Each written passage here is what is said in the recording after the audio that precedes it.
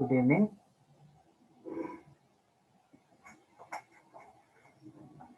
So I said in the last class, today we'll talk about a different concept which can be called as the basic building block of the field statistics called as probability. All the techniques what we have learned has the hidden probability techniques behind it. So if you take average or regression or correlation, they're all based on the probability techniques. So we'll understand what the probability is here. Now coming to the applications, so here I will only talk about the basic and required things regarding probability. Will not talk about much of the complicated theorems or results or the numerical problems. When as said, coming to the applications, so it is widely used in almost all the fields of research where the estimation is happening. It could be the confidence interval estimation, or you could talk about hypothesis testing, like testing a mean or proportion, or testing multiple means, which is ANOVA, uh, the chi-square and non-parametric test. In almost all the cases, we apply the techniques of probability. So we'll just understand the basic concept of probability. Now, the concept of probability comes from the already captured data or the set which is defined as the set of all possible outcomes of a random experiment. Outcomes of random experiment. So the word experiment and random experiment are to be understood here. So we very well know about the term experiment. So any experiment is basically set of actions or reactions which leads to some results. And statistically these results are called as outcomes. Now there are certain experiments where you can easily determine the outcome before even taking the trial of or conducting the experiment. So before taking the trial or before conducting the experiment, you are very much sure that what will be the outcome. So in that case, the experiments are called as deterministic. In certain cases, the experiments are such that even when you are conducting the experiment under the same environment, without changing any of your inputs or actions, every time you will observe that there will be a different outcome. Such experiments are called as random experiments or statistical experiments or probabilistic experiments. So, two cases, you know the outcome just to verify the outcome or just to observe the experiment carefully, you will conduct that particular experiment. And most of the experiments which we conduct in biological labs or physical or chemical laboratories, they come under deterministic because we know the result in advance. Just to verify, we conduct it. So I'm not telling that all the experiments which come under those particular deterministic, I agree, some are probabilistic also. But when it comes to most of the mathematical experiments, we say that there is some uncertainty attached. So here, certainly you could say what is going to happen, but here there is uncertainty.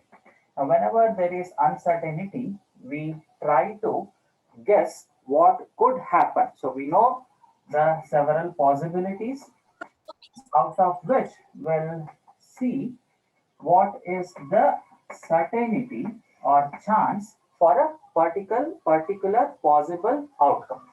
So whenever there is uncertainty, we talk about the chance of happening of a particular case. And if I quantify this chance of happening by a measure or by a numerical quantity, that quantity is called as probability.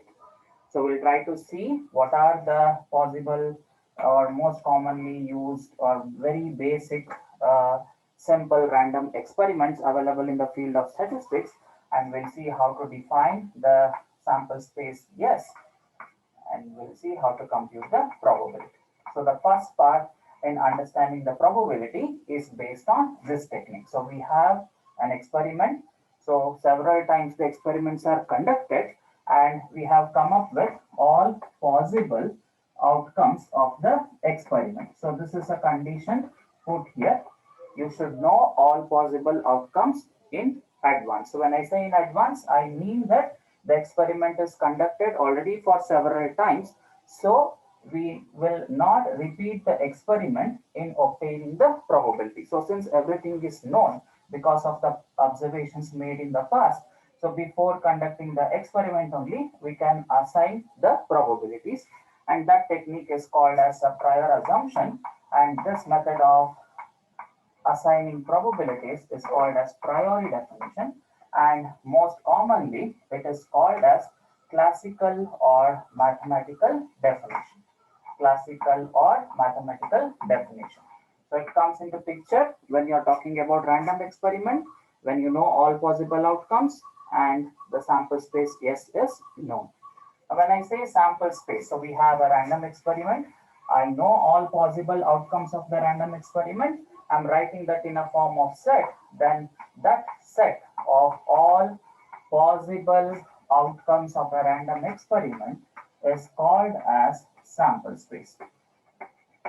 Set of all possible outcomes of a random experiment is called as sample space. So let me give you an example of such experiments where every time you repeat or take a different trial on that experiment under the same conditions, the outcome will be different.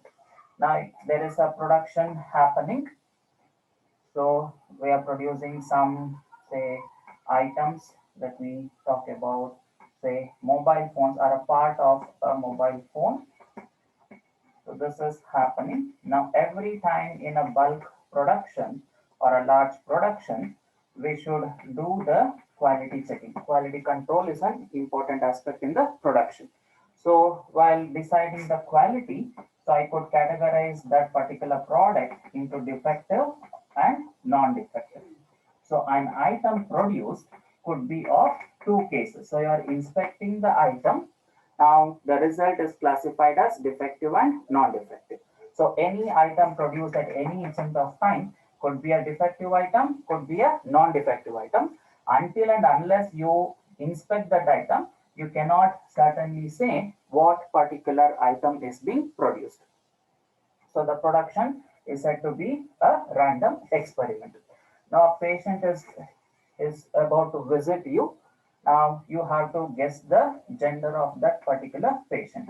So until and unless you observe the patient, you can just say that the patient could be either male or female. Now similarly, birth to the child could be called as random until and unless you have run some test in order to reveal the gender. Otherwise, only at the time of the birth, we could certainly say what is happening. Otherwise, we say there are two possibilities, male and female. Now, you're talking about experiments, mathematical experiments, like say tossing a coin. Now, when we toss a coin, usually we assign two faces for a coin, namely heads and tails. So if I look into the possible outcomes, when I toss a coin, I could have two possibilities, namely heads and tails, simply indicated as H and T. So these are all the only possible values which I'm observing. So I toss the coin, I might get head. Similarly, you toss the coin, you might get tail. So every time when I conduct the experiment, I will get a head or a tail, head or a tail. So the outcome is not same. It is different. Therefore, such experiments come under the category of your probabilistic or random experiments. So in all these cases, your M, F or defective, non-defective, H, T written in a form of a set that is called as sample space.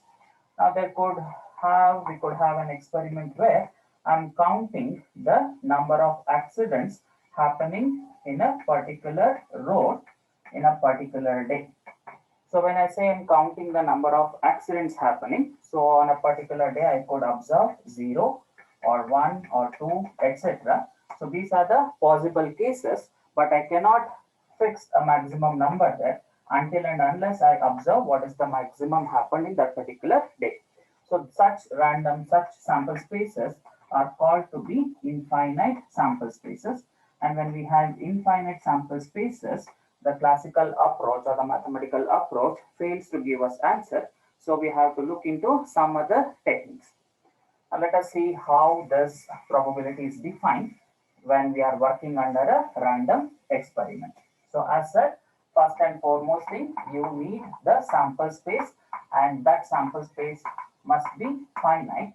And mathematically, whenever we write a set, we indicate the number of items present in that set in the form of n of s. So s is the sample space. Number of elements in the sample space is generally indicated by n. And then we define what called as an event of interest. So as said, there is certainty, uncertainty involved in the multiple outcomes. Now you are interested in a particular outcome. So you want to say, if I conduct the experiment now, what is the chance that I will observe a particular outcome? So that particular outcome of your interest is said to be event. Now this event could be a case where you are interested in one outcome, or it could be a case with multiple outcomes. So if you enclose all such outcomes which you are expecting, mathematically they are coined as favorable outcomes.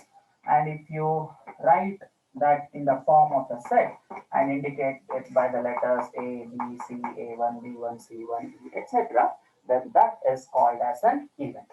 And if you look into the mathematical relation, I have already written all possible outcomes here, and we are talking about only a particular case.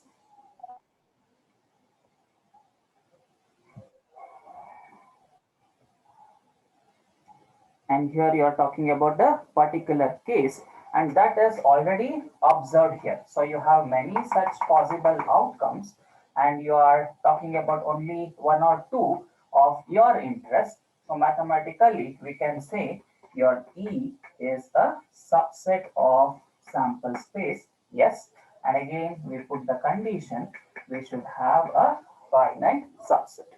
And the number of elements in this set, E, is indicated by n of E or M, and we define probability of that event, and we indicate it by the symbol P enclosed, P and E enclosed within the brackets, and it is read as P of E, or probability of happening of event E, and that is given by the ratio number of elements in the event to number of elements in the sample space, or simply you can say m divided by n.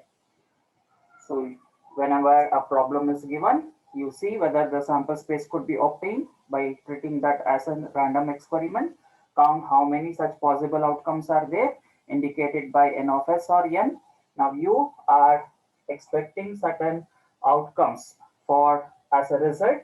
See what are all those possibilities for your cases, write them as set E, count how many such elements are there, and indicate that by m or n of E, then take the ratio m by n or n of E by n of s, and that is called as probability. And this way of assigning probabilities is by mathematical or classical way, and this is called as the classical definition of probability. Now the mere definition will give you the limits for the probability. So as said, we are talking about all such possible outcomes in the experiment. So your denominator n is always a large number compared to the value m. And since we are counting how many values are there, the minimum possible values taken by m is always 0. So whenever I say there are no outcomes, then m and n are always 0. So in that case, I mean, when we when we are talking about a random experiment, certainly there will be number of outcomes. But when you think of a simple possible event E, which is say none of the outcomes are favorable to you, then E is your null set. In that case, your m could take the least possible value as 0. So your probability could be equal to 0. So the lowest possible value for E is 0. Therefore, the probability is 0. On the other hand, you could see the maximum possible cases for E are again all possible outcomes themselves. So you are interested in any of the outcome. In that case, your m is actually equal to n. So in that case, the probability will be n by n, which is equal to 1. And in more general situation, your m is always less than or equal to n. Therefore, your probability could take any value which is less than or equal to 1 from 0. So the limits of probability is 0 to 1. So it takes value 0 if your E is a null set. So you're not at all interested in any event. You're interested in all possible outcomes. In that case, the probability will be equal to 1. So let us understand this by an example. So I said the simplest mathematical example available is tossing of a coin. So experiment is tossing of a coin. When I toss a coin, the possible outcomes are H and T. So two cases. So count how many such cases are there. Indicate that as N or N of S. And now when you're into a situation, competitive situation, where your opposite player will tell that let us toss a coin. If head occurs, I will pay you some amount. If tail occurs, you have to pay the amount to me. In that case, your favorable outcome will be head, because when head occurs, you are bound to expect some gift or amount. So your favorable outcome is only H. So you are interested in that. Therefore, the count in the set is 1. So when I look into the probability is n by n, which is equal to 1 by 2, which says that there is 50% chance in observing tail. So this assumption of 50%, or this is generally called as equally likely, and our S is constructed such that all the outcomes are disjoint outcomes. So if this happens with the outcomes of the experiment, only in that case you can use the classical or empirical approach. So these are the two conditions to be satisfied, or you could say, we'll assume these things. In that case, we can talk about the the classical definition of probability. So what is this equally likely? Equally likely outcomes. In the sense, you are looking into various possible outcomes, and one mathematical assumption assumed is that whenever you conduct the experiment in a large number of cases, you will equally observe all possible outcomes. That is, if you toss the coin 10 times, you will have 5 heads and 5 tails observed. If you're tossing the coin for 1000 times, you will observe 500 heads and 500 tails. So that is the meaning of equally likely.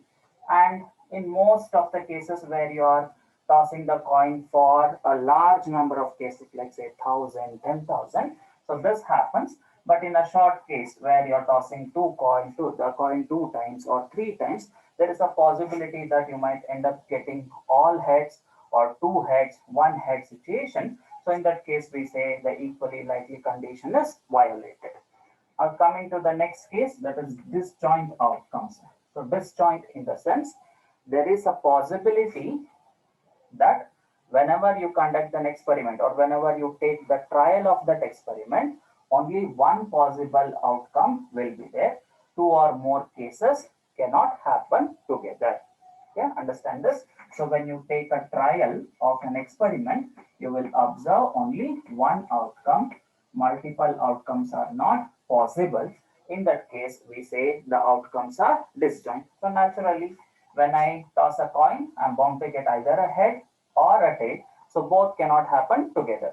So if the outcomes are such that whenever I take a trial, 2 or more cannot happen together, then we call the outcomes are disjoint. So if you have your sample space written in such a way that the elements inside the sample space are equally likely as well as disjoint, in that case, we talk about classical and mathematical definition of probability.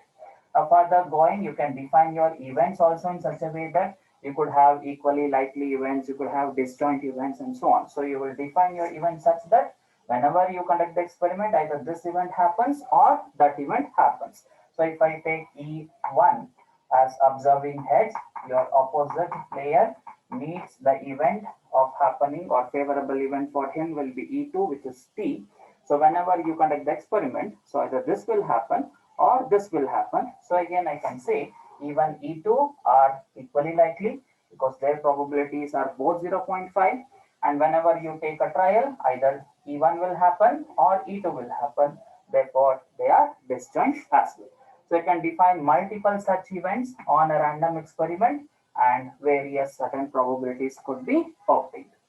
Now, when it comes to the numerical problems in the examination, so you will have the experiment related to toss of a single coin or two, three, or at the most four coins. So you should learn how to construct the sample space for these experiments.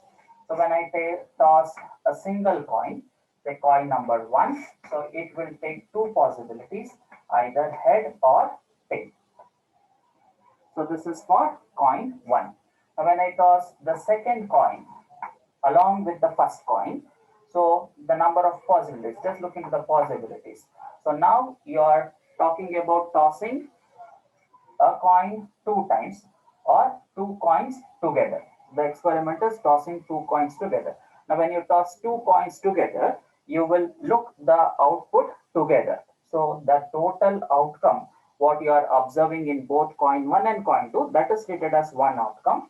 So this H and P of the first coin will be mapped to head as well as tail of the second coin. So you can have a situation like this, or you can have a situation like this. So this leads to the sample space that your result could be both showing heads, or first coin showing head, second coin showing tail, or first coin showing tail, second coin showing heads, or both first and second coin are showing tails. So what happened if I just added one more coin? The number of elements in the sample space got increased.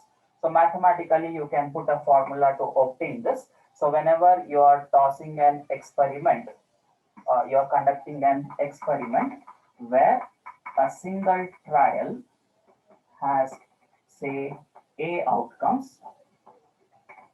So the basic experiment is a single trial. It has A outcomes. And if you repeat that experiment B times, then the total outcomes will be A power B. Total outcomes will be A power B. So take a note of that. Now this will help you in understanding what happens when I talk about toss of three coins together. What happens when I talk about toss of three coins together? Now let me put this two coin in a simple tree diagram for to understand. So I have coin one that could take the result as head or tail. Now along with coin 1, I'll toss coin 2. So the coin 2 can take head and tail along with the head of the first coin, or the coin 2 can take head or tail along with the tail of the first coin. Okay, so that's why you have HH, HT, TH, TP as the four possible outcomes. Now I'll insert the coin 3. I'll toss coin 3 along with the first two coins. So I could have head and tail of the third coin along with the head of the second coin along with the head of the first coin. Or I could have head and tail of the third coin along with the tail of the second coin and head of the first coin. Now, similarly, that could happen here. So when I say we are talking about probability based on mathematical or classical definition, we look into all possible outcomes. So all possibilities must be selected, and only then the sample space must be written. Now coming to the total outcomes here. So we are talking about the experiment of tossing a single coin. So when I say a single simple trial, so single coin, so we have A is equal to 2. So this is the basic trial. Now I'm repeating this 3 times. So we have B is equal to 3. So my A power B, which is 2 power 3, is equal to 8. So whenever we toss 3 coins together, or a coin 3 times, So this is same as one coin twice. This is same as conducting the experiment of tossing a coin thrice or three coins are tossed simultaneously. Now if you look into the possibilities, you can have all the three showing head. So when I write H, the first term indicates the outcome of the first coin, outcome of second coin, outcome of third coin. So this is one such possibility. Or I can have HHT, or I will have HTH,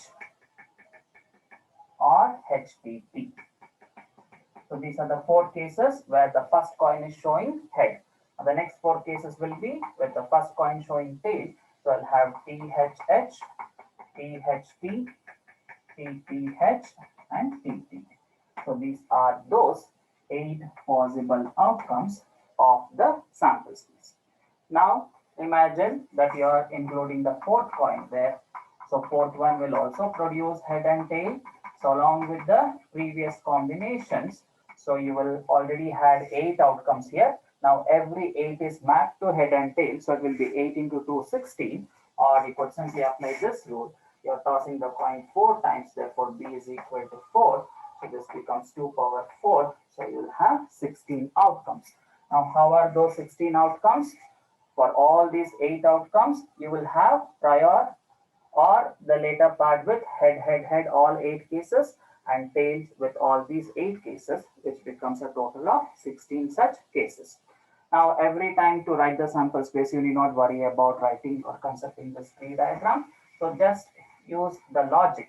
So what I said is, we are talking about the equally likely cases.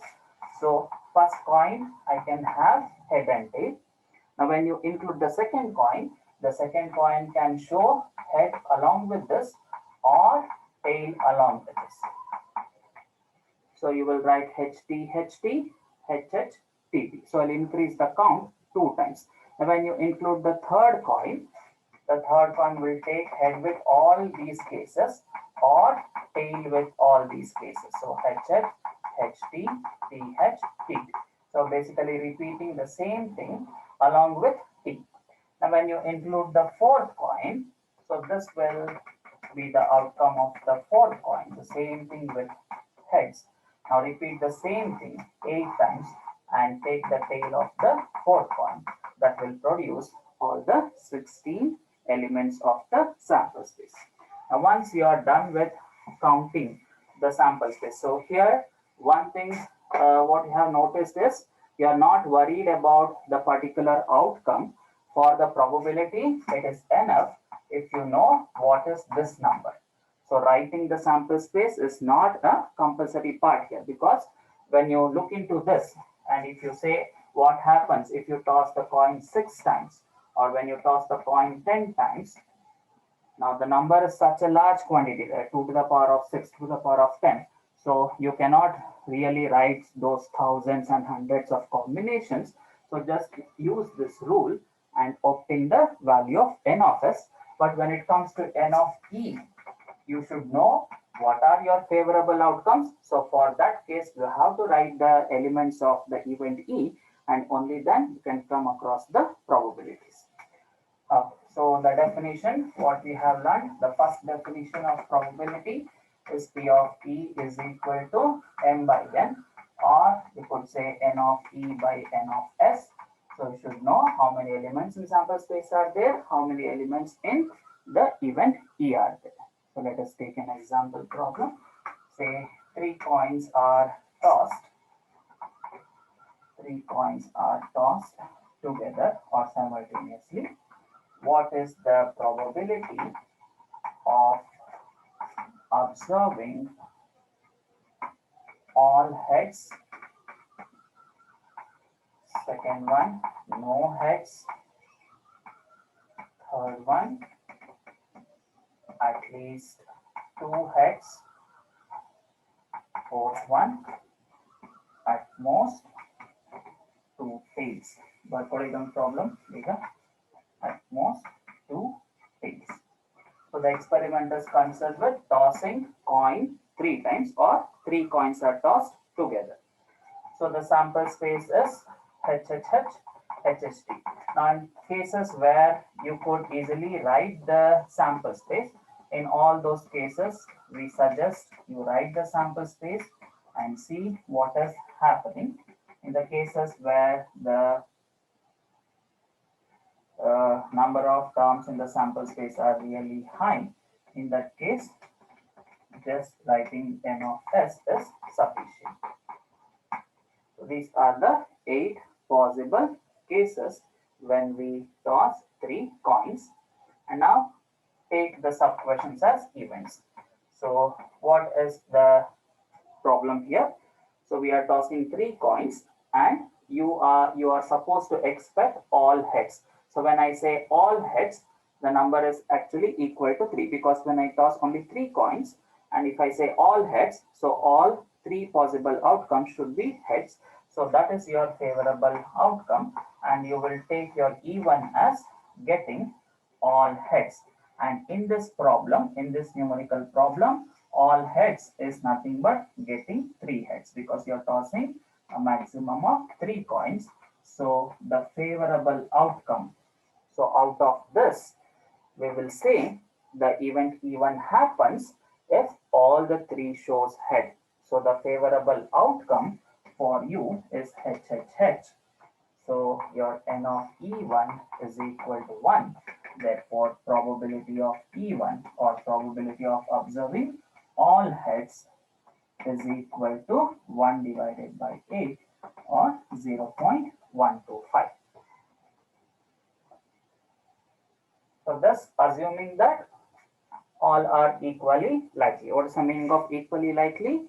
So if you take 8 trials of this particular experiment, in one of the cases, you will definitely observe HHH. But when you look into the real life situation, even if you take 8 or 10 or 12 tosses of 3 coins, you may never get HHH, but you could observe all these cases. So sometimes, practicality could be different. So the method fails to give an answer when we, look into the practical approach of this definition. So that's why we have to come up with other methods of estimating the probabilities. Now you can look into the answers for this. So you can take this getting no heads as E2. So when I say no heads, which will be the case?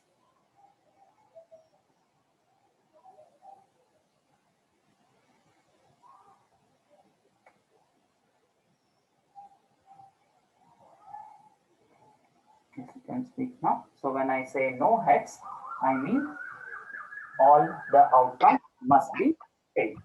So the favorable outcome for the second event is PPT. So n of E2 is also 1. Therefore, P of E2 is again 1 by 8. Now coming to at least 2 heads. You should remember the simple mathematical relation for at least and at most. So when I say at least K, I mean greater than or equal to K. At most K is maximum. So anything, but it should not exceed K. So bring me at least 3 apples. That means get me any number, but the minimum must be 3. So if you get 4, 5, 6, certainly I'll be happy. But if you get 2 and 1, then I'll be unhappy. So when I say at least K, I'm interested in greater than or equal to K. When I say at most K, I'm interested in less than or equal to K. In the cases of at most 2 heads, so if I take this event as E3, which is at most 2 heads, so I mean greater than or equal to 2 heads. So I'm interested in getting 2 heads, 3 heads, 4 heads, 5 heads, and so on. But since I'm talking about an experiment where I'm tossing only 3 coins, so the maximum number of heads which I can observe in this case is 3. So this greater than or equal to 2 is same as 2 heads or 3 heads. So I'll be happy if I observe the result which produces 2 heads or 3 heads. So my favorable outcomes are H, H, H. So I have 3 heads here.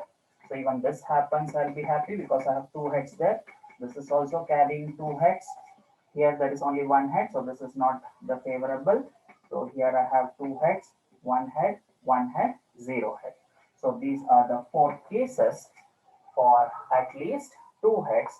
So my P of E3 will be 4 divided by 8, which is 0.5. So 50% chance of observing at least two heads. 50% chance of observing at least two heads.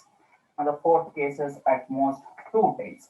So at most two tails indicates less than or equal to two tails. So I'll be happy if I observe the maximum number of tails as two.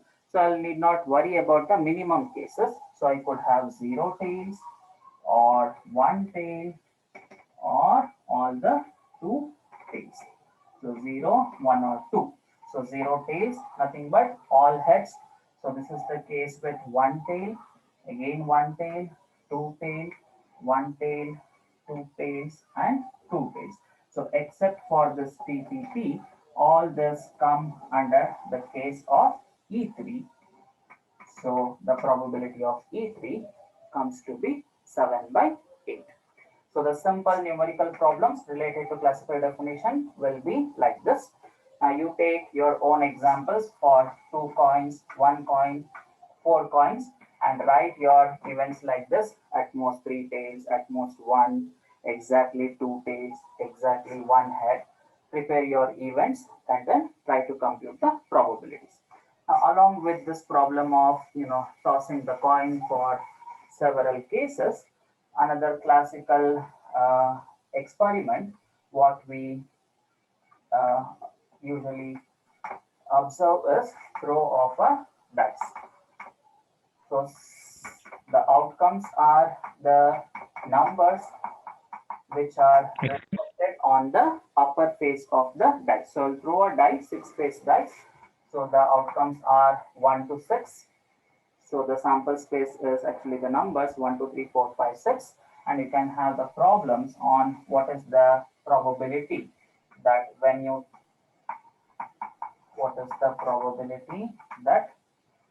you toss a dice of observing, say, odd number, number less than 4, third one, even number, maybe say multiple of 3. So you can construct many such events. So we have yes, so n of s is equal to 6. Now if you look into the events, getting odd number. So of the possible cases 1, 2, 3, 4, 5, 6, if I say my interest is on odd number, so I'll be happy if I observe the numbers 1 or 3 or 5. So any of this will fetch me a fortune. So all these are my favorable. So n of E1 is equal to 3. Therefore, P of E1 is equal to 3 by 6, which is 0.5. So this is telling you that whenever you throw a die, there is 50% chance of observing an odd number.